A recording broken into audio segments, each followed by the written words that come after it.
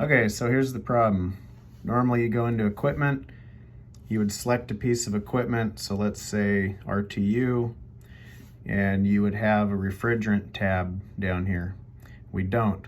The reason is, down here in the bottom, refrigerant equipment type is at 0.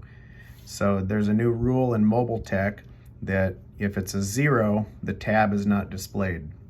So the fix for now is select the drop down. If your piece of equipment meets one of these refrigerant types, 1 through 5, select it. If not, just select 1.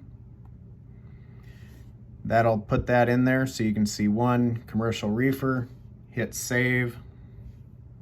It'll take you back, go back into the piece of equipment, and there's refrigerant tab.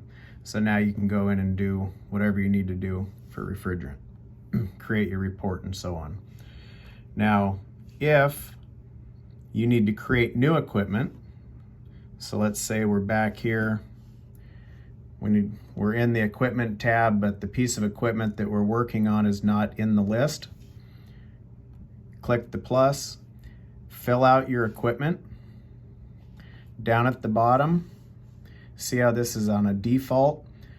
If your refrigerant or if your equipment does not contain refrigerant, click that and go not applicable, because you're not going to need that refrigerant tab. But if you don't do that, this will not save properly.